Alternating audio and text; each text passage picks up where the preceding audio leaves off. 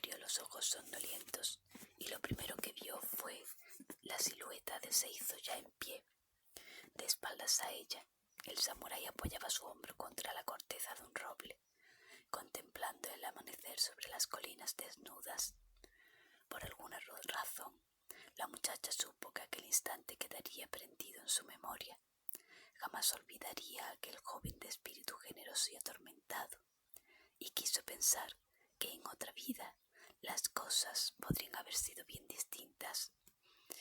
En el silencio del extraño mundo que existe solo durante un suspiro, justo en el umbral de la noche que se torna en día, Aoi contempló el alma de Seizo y queda retratada contra la luz de la mañana. «Buenos días», la saludó el guerrero sin volver el rostro, y ella se sobresaltó, pues creía que aquel momento le pertenecía. «Lo siento», se disculpó Aoi mientras se incorporaba. «No quería retrasarte. Recogeré enseguida y nos pondremos en marcha. No te preocupes, la ciudad de Takahashi no se moverá de donde está, y mis asuntos no exigen mayor urgencia. He preferido dejarte descansar». La muchacha se puso en pie y se estiró con las manos las arrugas de su ropa de viaje. «Prepararé el desayuno y estaremos en camino poco después del amanecer», dijo mientras plegaba la esterilla de caña de arroz sobre la que había dormido. «Debemos aprovechar para viajar ahora, que no hace mucho calor». Tras desayunar, abandonaron el bosque en el que habían pernoctado. Había sido la primera noche desde que partieran de Funo, y aún les quedaría pasar unas más a la intemperie antes de llegar a Takahashi. Anduvieron durante horas sin descanso, comentando las trivialidades del camino y riendo con algunas de las muchas anécdotas que conocía hoy, escuchadas a mujeres en baños públicos o a hombres en posadas. Como la mayoría de las historias que corren entre el populacho, casi todas encerraban alguna picardía u obscenidad, más evidente o sutil según la preferencia del narrador, pero Aoi sabía contarlas sin que resultaran groseras en boca de una señorita. A Seizo le habría gustado aportar alguna anécdota apropiada, pero sus historias no eran divertidas, así que prefirió guardar silencio y escuchar los relatos de su compañera de viaje, que se desveló como una hábil narradora. Mientras cruzaban una llanura bajo el sol de mediodía, rodeados de espigas de Suzuki barridas por el viento estival, Aoi le preguntó: «¿Conoces la historia de Shizuka Gozen?» «No», mintió él, pues deseaba escucharla de su boca. Shizuka era una shirabyoshi, como no hubo otra antes, y como no habría ninguna tras su muerte. Era hermosa y gentil, grácil y elegante, y se dice que cuando bailaba era capaz de rendir a sus pies a los más fieros señores de la guerra. Pero su corazón pertenecía a un solo hombre, su amante, el gran samurái Minamoto no Yoshinutsu. La vida podría haber sido generosa con ellos, pero ¿cuándo lo es? Así que la desgracia vino a visitarlos cuando Yoshinutsu se enemistó con su hermano, el poderoso shogun Minamoto no Yoritomo. Tan feroz fue la disputa entre ambos que Yoshinutsu debió abandonar Kioto perseguido por el ejército de su hermano. Shizuka intentó acompañarle en su exilio, pero Yoshinutsu se opuso, sabedor de las grandes penurias que debería sufrir y de lo infeliz que sería su amante lejos de la capital imperial. Así que la dejó atrás sin sospechar que su hermano, en su ira, sería capaz de usar a la inocente Shizuka contra él. De este modo, los hombres del shogun la prendieron y la llevaron hasta Kamakura, y allí intentaron obligarla a desvelar el paradero de Yoshinutsu. Sin embargo, pese a la crueldad con la que se emplearon, ni una palabra escapó de los labios de Shizuka, para mayor frustración de Yoritomo. Así que la arrojaron a una oscura y húmeda celda con la intención de olvidarla hasta su muerte. Pero sucedió que un día, mientras atendía a importantes visitas, estas rogaron al shogun que les permitieran bailar a la célebre Shizuka Gozen, de quien se decía que era capaz de hacer salir el sol cuando danzaba de noche. Yoritomo se mostró reticente, pero tenía fama de buen anfitrión y no quería enemistarse con huéspedes tan señalados, así que hizo llamar a Shizuka para que bailara. Cuando estuvo en presencia del shogun y de sus invitados, la mujer se disculpó por su aspecto antes de comenzar su interpretación, y allí, ante todos, bailó y cantó con amor inmortal por Yoshinutsu. Con lágrimas en los ojos, se entregó a su arte, bailó con tal pasión y belleza que aquellos que tuvieron el privilegio de contemplarla sintieron sus corazones latir al ritmo que marcaban los pies desnudos de Shizuka. El espíritu conmovido por la profundidad en sus sentimientos y la tristeza de la historia que cantaba. Cuando Shizuka concluyó, todos guardaron silencio excepto Yoritomo, que se puso en pie y abandonó la sala sin poder disimular su ira. No fueron pocos los que creyeron que la vida de la bella Shizuka había tocado su fin, pues había osado desafiar la autoridad del shogun en público, nada menos que cantando sus sentimientos hacia el hermano traidor de este. Pero el amor de la Shiraboishi no solo habían conmovido a sus invitados, sino que también emocionó a Masako, esposa del shogun. Esta sabía bien que su marido no toleraría la insolencia de la bailarina, así que aquella misma noche acudió a su celda y la ayudó a escapar de Kamakura. Al encontrarse por fin libre, Shizuka partió al encuentro de su amado, pero no lo encontró allí donde él le había prometido que estaría. Quizás por circunstancias desconocidas, Yoshinutsu había debido abandonar aquel lugar, o quizás el samurái había temido desde un principio que capturaran a su mujer y desvelara su paradero, por lo que prefirió no decirle la verdad.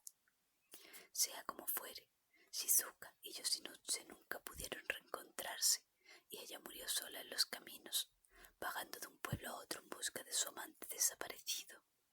Se dice que se despidió de este mundo cerca de una aldea de la provincia de Shinano.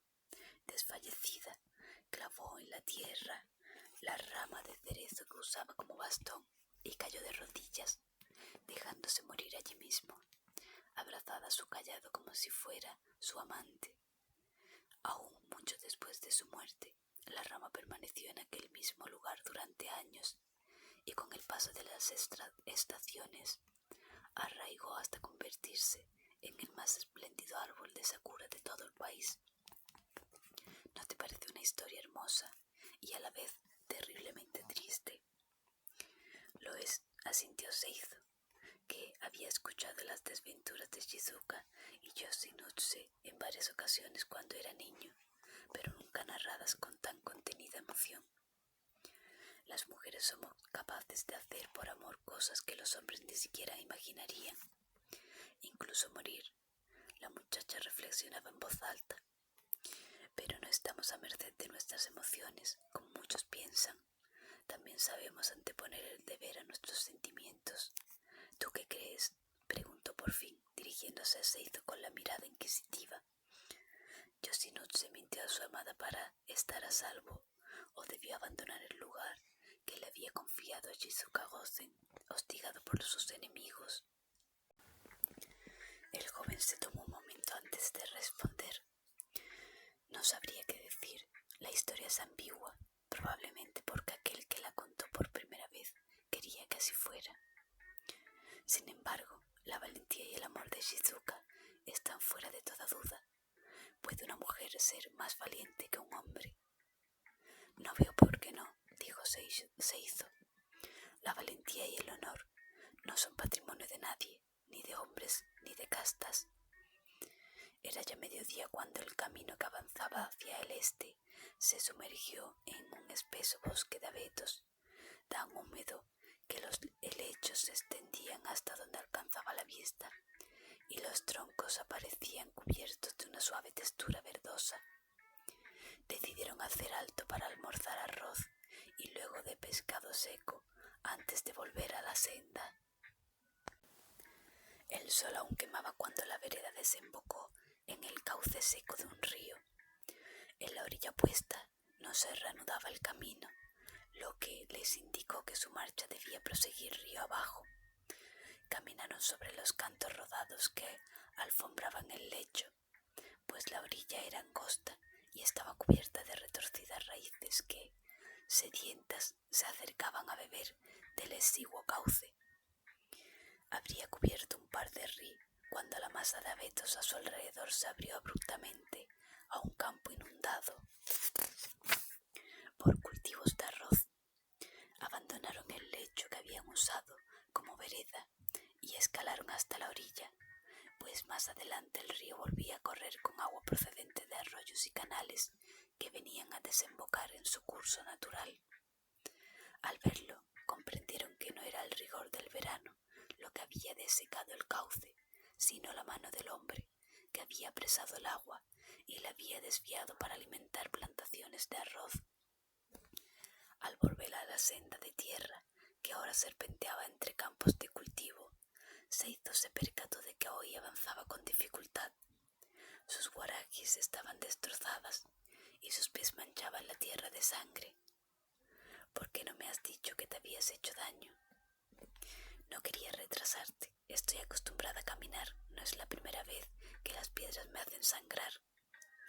Él torció el gesto con expresión desaprobatoria. Tus sandalias estaban mal trenzadas. Se han deshecho como si fueran de papel. Deberías haberte calzado las que te hice. Les tengo demasiado aprecio como para estropearlas, y mis pies se curarán en un par de días. No si seguimos caminando. Bajemos a la orilla. Hay que atender esas heridas. Aoi aceptó con fastidio la ayuda de su compañero de viaje. Pasó el brazo sobre los hombros de Seizo e intentó cojear pendiente abajo. Pero él la alzó del suelo y la llevó hasta la orilla en brazos. La sujetaba como si no pesara más que un hatillo de ramas, y su piel olía a sudor fresco, a tierra húmeda y a aguja de pino. La depositó en una roca lamida por el riachuelo y se arrodilló junto a ella. Ajeno a la incomodidad que hoy trataba de disimular, Seizo comenzó a desatarle las cintas que le sujetaban las ropas al tobillo.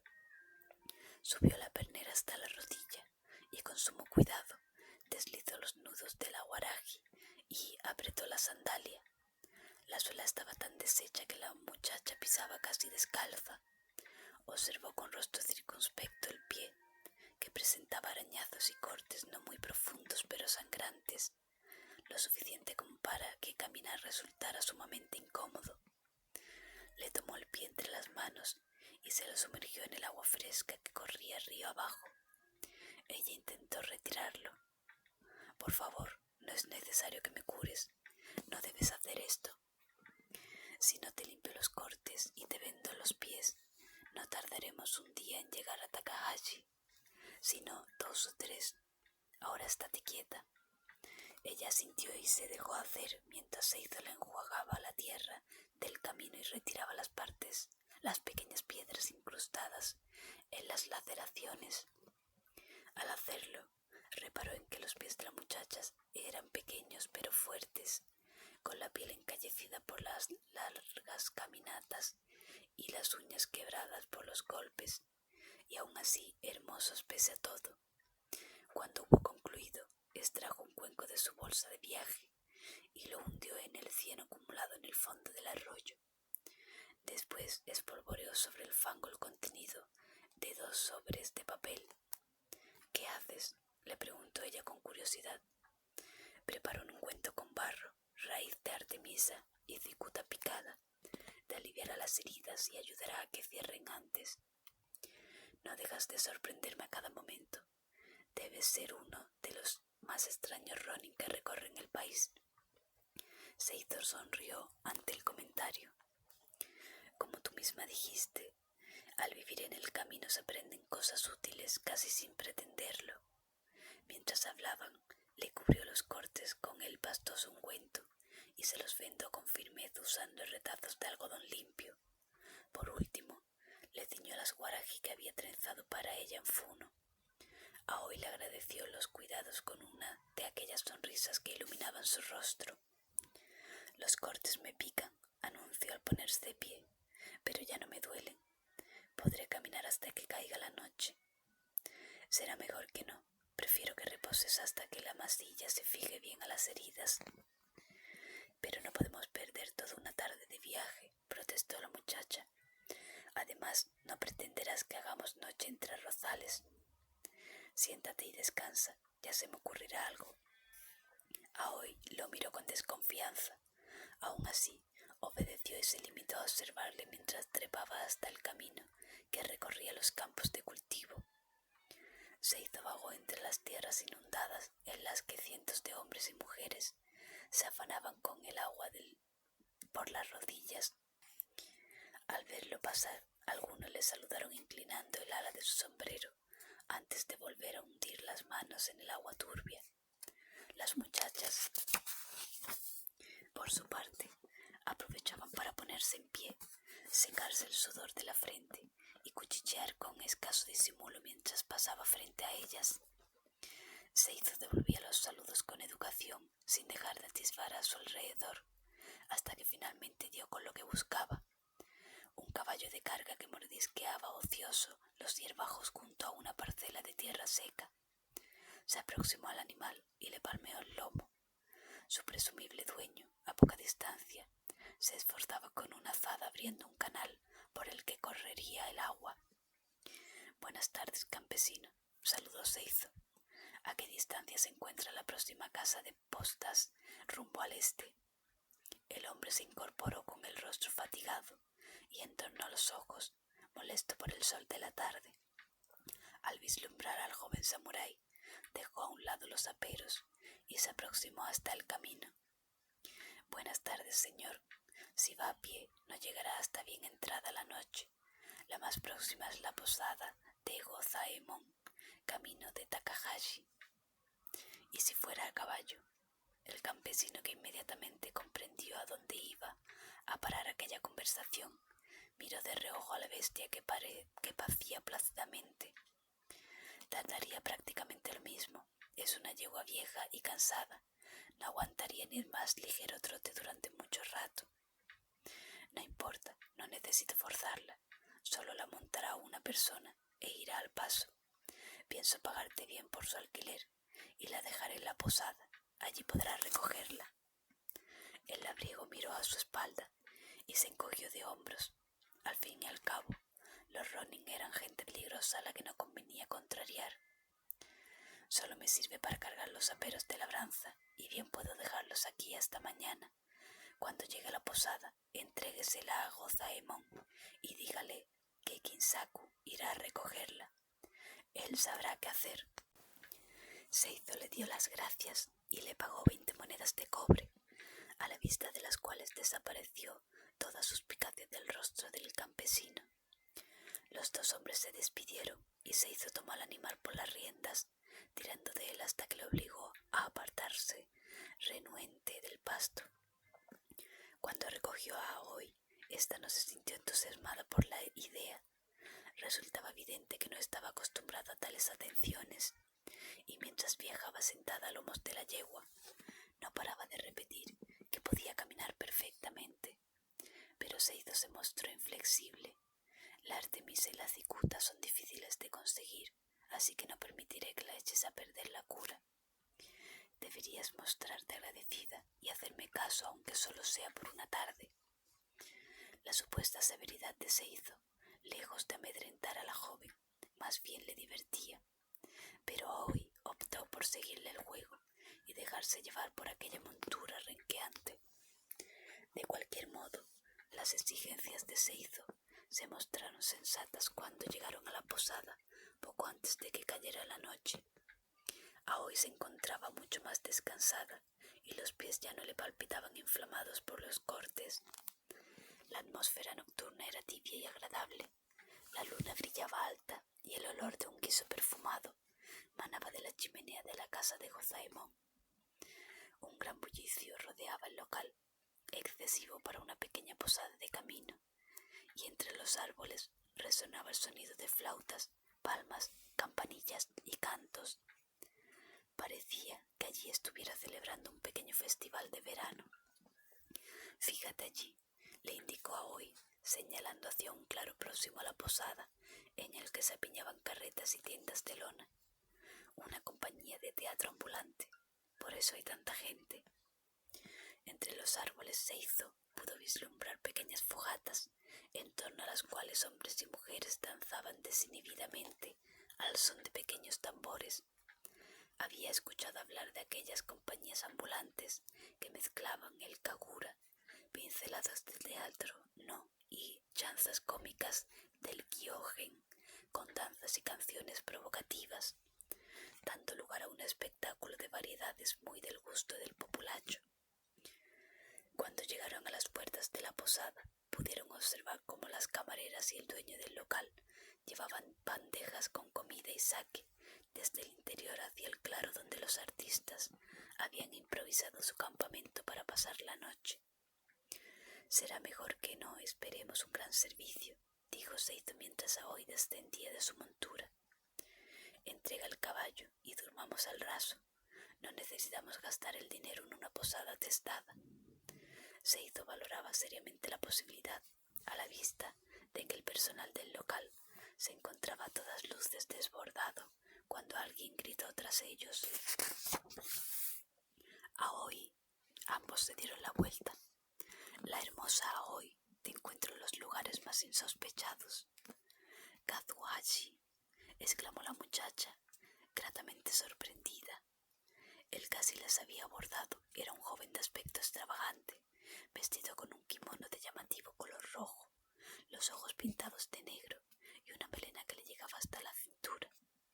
Aquel hombre, Kazuhashi, al parecer, completaba su estrafalaria puesta en escena cubriéndose con una sombrilla de paseo, sin importarle que fuera noche cerrada. A Seizo le resultó el vivo retrato de los diletantes y sinvergüenzas que también sabían moverse entre las aguas del mundo flotante, aquel contra el que Kenzaburo tantas veces le había advertido. Haciendo gala de ese descaro, el recién llegado avanzaba hacia Aoi con los brazos abiertos. «Oh, niña mía», la abrazó y la levantó del suelo con escaso recato a juicio de Seizo. «Prométeme que esta noche bailarás para mí, como ya hicieras una vez en Himeji». «Lo haré, pero solo si nos das comida y techo», dijo vivaz la joven, sin dejar pasar la oportunidad. «Comida, la que necesites. Techo, por los dioses que sí, tantas veces como quieras», rió Kazuhashi con malicia. «Pero antes debo presentarte a mi acompañante», lo interrumpió Aoi. «Se trata del caballero Seizo. Viaja conmigo hasta Takahashi». Un ronin. Gente hosca cuando está sobria y violenta cuando se emborracha. En cualquier caso, unos perfectos aguafiestas. Seizo no inmutó el rostro ante semejante descortesía. «Estoy bromeando», exclamó por fin Kazuhashi. «Por favor, Aoi, dile a tu amigo que se relaje. Ambos beberéis de nuestro sake y compartiréis nuestra cena esta noche». Y así fue. Fueron acomodados junto a una de las hogueras que ardía en el centro de aquella maraña de tiendas y carretas.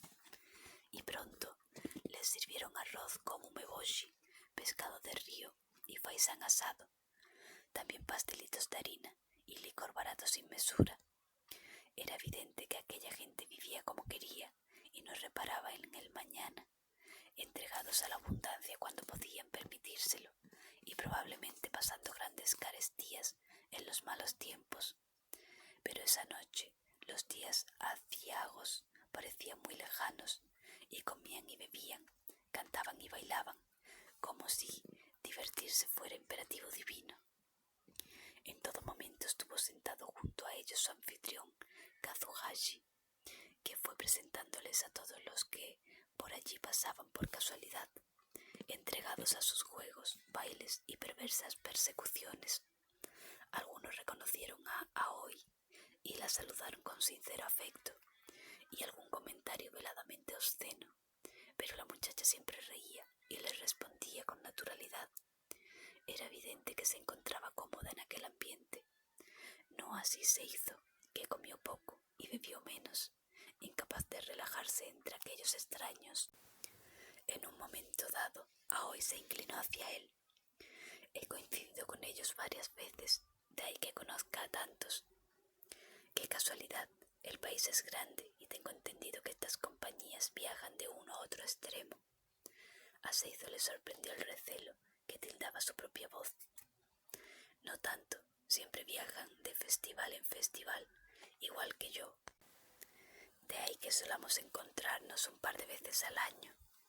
Además, aprovecho para prestarles mis servicios como costurera. Ya veo. Pero si Seizo quiso añadir algo más, debió callárselo, porque Kazuhashi levantó a Aoi y la llevó hasta el centro del círculo de luz delimitado por las hogueras. Baila, Aoi, baila como la última vez. Muchos secundaron su petición con palmas y algarabía. La muchacha no tenía la menor intención de hacerse de rogar, así que se descalzó y se retiró los alfileres que le recogían el pelo de modo que las llamas también bailaran sobre su cabello. Por último, recogió 2 brazaletes con campanillas y, tras deslizárselos en las muñecas, empezó su danza. Lentamente, con movimientos lánguidos como los de un gato que se despereza, sus manos trenzaron un embrujo en el aire inflamado por las hogueras. Nadie apartaba los ojos de ella.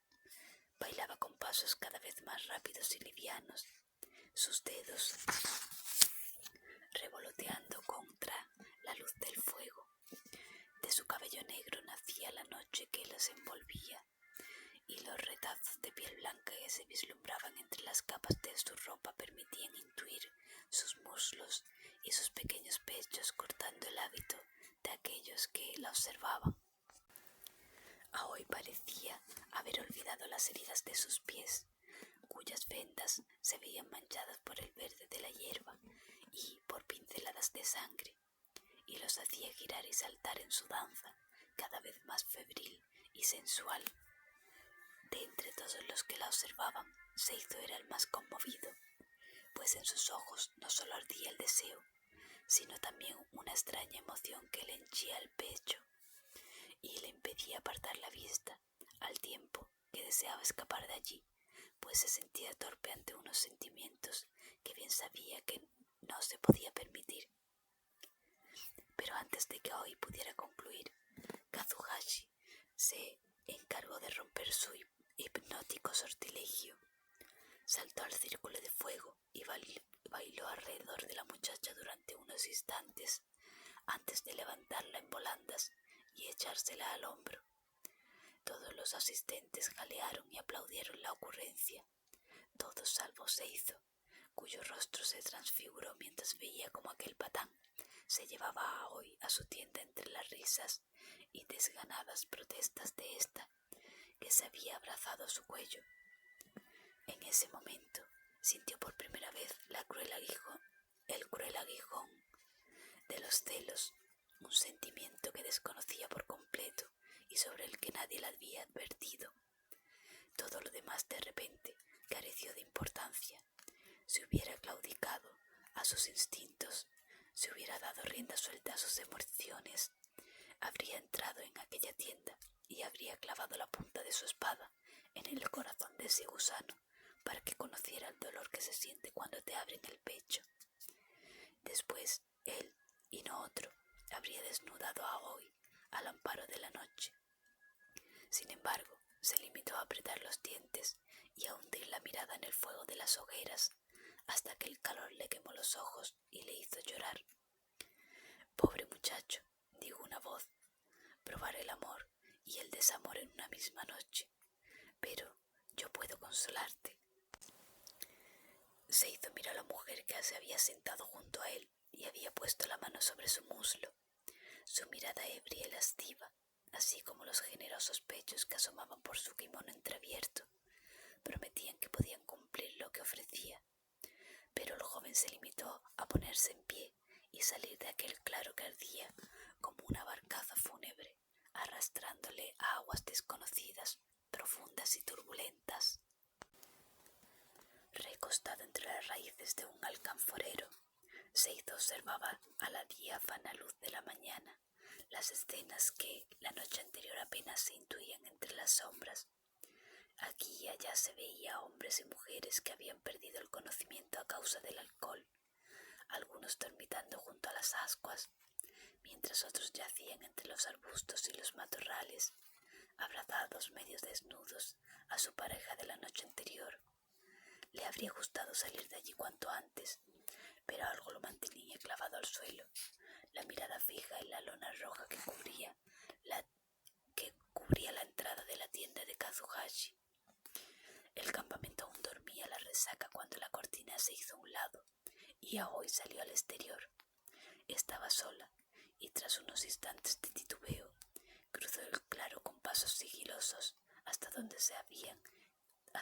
habían estado sentados la noche anterior. Recogió sus sandalias y volvió a mirar a su alrededor, buscando a su compañero de viaje. Este la observó en todo momento sin decir nada, hasta que sus miradas por fin se cruzaron. Aoi avanzó hacia él con las guaraji en la mano. Llevaba los pies desnudos, sin el vendaje que Seidó le había hecho el día anterior. ¿Ya has terminado?, preguntó el muchacho con voz ronca. Sí, murmuró ella, sorprendida por su brusquedad. Bien, recoge tus cosas y vámonos. Llevaba tiempo esperando. Ella le hizo caso y reunió sus bártulos. Abandonaron el campamento poco después, sin que mediara palabra entre los dos. Las primeras horas del día transcurrieron en completo silencio. Caminaban por llanuras cubiertas de anodinos, cultivos que se extendían hasta donde alcanzaba la vista. Solo una cordillera a la distancia rasgaba el cielo y, aunque aún parecía lejana, se hacía más tangible a cada paso que daban. Aoi debía tener hambre, pues no había desayunado, pero no se atrevía a dirigirle la palabra a aquel hombre que se mostraba visiblemente ofendido. Solo cuando Seidó se detuvo junto a un riachuelo para llenar las cantimploras, ella intentó entablar conversación. ¿Por qué me castigas con este silencio? Porque me has engañado, respondió él entre dientes. ¿Cómo? ¿De qué modo? Me dijiste que eras una costurera, cuando es evidente que no eres más que una yotaka. No tienes derecho a hablarme así. Es cierto que fui yo la que te rogó poder acompañarte, pero no estableciste condiciones de ningún tipo. Solo somos compañeros de viaje. Condiciones. El decoro se da por sentado entre personas honorables. Si tanto te ha molestado, ¿por qué no quisiste compartir el dormitorio en Funo? Te apresuraste a pedirle 2 habitaciones al posadero. Entonces no lo niegas. La acusó él. Pretendías meterte en mi lecho mientras dormía, como una vulgar ramera. ¿Qué esperas de mí, Seidó? No puedo comprender tu reacción. Simplemente quería compensarte de algún modo, pagar tu protección de la única manera que puedo. Si hubiera sabido que te dedicas a la prostitución, nunca te habría dejado acompañarme. No soy una puta, explotó ella. No vendo mi cuerpo para ganar dinero, pero a veces es la única manera que tengo de pagar lo que necesito. Creí que lo entendías. Hacemos lo necesario para sobrevivir en el camino. Tú te ves obligado a matar, yo a acostarme con algunos hombres. No estoy segura de qué es peor. Seidó guardó silencio y apartó la mirada. Era evidente que las palabras de Aoi habían desarmado su ímpetu acusatorio. Nunca te pedí que te acostaras conmigo a cambio de protección. Ahora lo sé, pero para mí la vida no es tan sencilla, Seidó. Mi mundo nada tiene que ver con honor y otras verdades absolutas. Hay una infinidad de matices entre el día y la noche. Tienes razón, no tengo derecho a juzgarte en modo alguno. Solo somos compañeros de viaje hasta Takahashi por puro azar. Y no soy nadie para entrometerme en tu vida. Acepta mis disculpas. Ella buscó sus ojos. No te disculpes, por favor. Quizás deberías haber permanecido contigo toda la noche, no dejarte solo entre extraños. Eso ya da igual, dijo Seizo cerrando las cantimploras de bambú y guardándolas en su bolsa. Comamos algo antes de continuar. Desde aquí puedo escuchar cómo tu barriga se queja de hambre. Ella volvió a sonreír ante el comentario. No es apropiado decirle eso a una señorita, ni siquiera a mí. Desayunaron y prosiguieron la marcha de mejor humor, pero para ambos resultaba evidente que el compañerismo que había surgido entre ellos durante las últimas jornadas se había roto. Aún así, intentaron disfrutar del camino y charlar sobre trivialidades. Entrada ya la tarde, alcanzaron el bosque previo a las montañas que llevaban viendo frente a sí toda la jornada. Era una arboleda espesa, con cedros y robles tan viejos que bien podrían haber conocido los días en que Izanagi hollaba el mundo de los hombres. La atmósfera bajo el ramaje parecía caldeada a fuego lento, y caminar entre los árboles pendiente arriba pronto se volvió una tarea incómoda. Esta humedad no es normal, dijo Aoi y se retiró el sudor de la cara con un pañuelo. Es cierto, el aire se respira pesado y la tierra se palpa caliente bajo los pies. Por aquí cerca debe haber unas aguas termales. Si estuviéramos en invierno, probablemente veríamos monos de montaña por los alrededores. ¿Por qué no buscamos el manantial? No es agua caliente lo que me apetece ahora mismo, rezongó Seizo. Es mejor que nada. Además, dicen que el viajero que desprecia un baño en un lago de agua caliente, cuando los dioses ponen uno en su camino, está pecando. Tomemos un baño, aunque solo sea para no ofender a los dioses. Con tanto virtuoso propósito, abandonaron la senda y se adentraron en la espesura, siguiendo el murmullo del agua. Caminaban despacio sobre la alfombra de lechos, como si no quisieran molestar el ritmo de aquel viejo bosque, hasta que finalmente encontraron el tesoro que allí se escondía. Un caño de agua caliente emanaba de la roca de la montaña y remansaba en un lago de matices esmeraldas. Ahí está, señaló Aoi, el rostro iluminado como el de una niña. Tenía tantas ganas de bañarme. Ambos descendieron hasta la orilla pedregosa de la laguna. La roca se palpaba caliente bajo sus pies, incluso a través de la suela de las sandalias, y todo estaba impregnado por el denso vapor. Aoi se arrodilló junto al agua y deslizó los dedos sobre la superficie. La temperatura es perfecta, anunció con satisfacción. Aquí estamos esperando.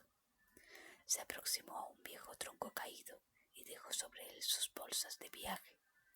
Abrió una de ellas y buscó en su interior hasta que encontró el paño blanco que utilizaba como toalla. Acto seguido se descalzó, se soltó el pelo, como ya hiciera antes de bailar, y terminó de desvestirse doblando cuidadosamente sus ropas. Completamente desnuda, para mayor consternación de Seizo, se encaminó hacia el agua caliente, con solo su pequeña toalla para cubrirse el pubis. El muchacho la observó ensimismado mientras se adentraba en el agua hasta medio muslo. Llegada a aquel punto, dejó la toalla sobre una roca que asomaba sobre la superficie y se sumergió hasta el pecho, sentándose de rodillas. ¿A qué estás esperando?, preguntó ella con despreocupación al ver que Seizo permanecía inmóvil. Ni siquiera había soltado sus bártulos, que continuaba cargando al hombro. Sí, logró articular, pero continuó sin moverse. ¿Te incomoda bañarte conmigo? No es eso, se defendió él, intentando reaccionar con naturalidad, aunque su incomodidad era palpable. Es posible que nunca hayas visto una mujer desnuda, Seizo. Él se giró sin contestar. En silencio, dejó sus cosas junto a las de Aoi y comenzó a desvestirse. No te preocupes, es algo completamente natural. Como verás, así no podemos escondernos nada el uno del otro. Cuando se dio la vuelta, Aoi la guardaba de pie en la pequeña laguna. sobre sus pechos, pequeños y redondos, y bajaba por su vientre hasta el vello que crecía entre sus piernas. El muchacho hizo el terrible esfuerzo de apartar la vista y buscar la roca sobre la que debía apoyar el pie. Poco a poco comenzó a entrar en el agua hasta que sintió una ligera punzada en el pecho. Se palpó con los dedos la piel húmeda buscando el motivo de aquel suave aguijonazo. Había un alfiler de costura clavado bajo su clavícula izquierda. Lo arrancó y lo miró con curiosidad. Una pequeña gota de sangre cayó desde la punta y se diluyó en el agua tibia a sus pies. A continuación, extrañado, miró a Aoi, que lo observaba con ojos tristes. Quiso preguntarle algo, pero los labios de ella mostitaron un silencioso susurro y de nuevo su aguijón le mordió, esta vez en el cuello. Confundido, intentó llevarse la mano hacia la nueva punzada, pero los labios de Aoi volvieron a moverse y 2 aguijones más afloraron en su pecho. Antes de comprender lo que sucedía, se le nubló la vista y le fallaron las piernas hasta que cayó de espaldas sobre la roca desnuda. Entonces, Aoi salió del agua y pasó junto a él sin que pudiera seguirla con la mirada. Cuando volvió, llevaba en la mano una de las afiladas cuchillas con las que la había visto cortar tela. Se arrodilló sobre él. Podía notar la calidez del sexo de Aoi contra su vientre. Sé que esto es cruel.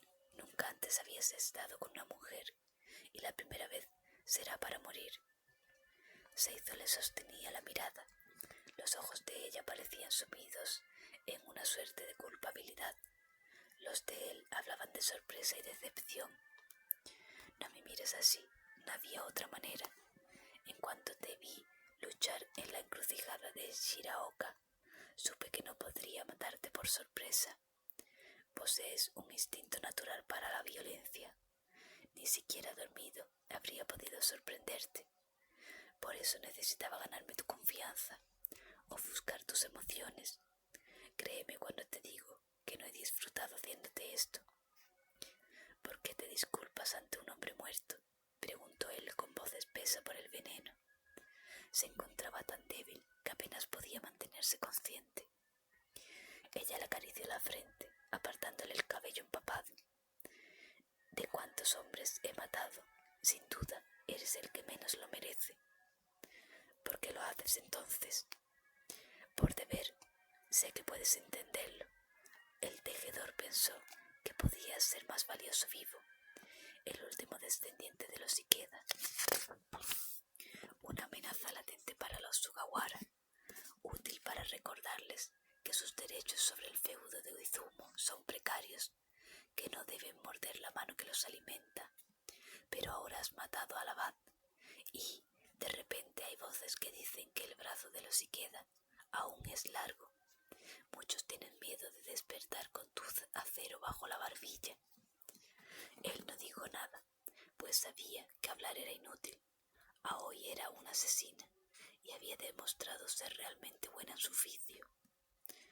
Haz lo que debas, dijo por fin Seizo, y volvió a un lado el rostro para ofrecerle el cuello.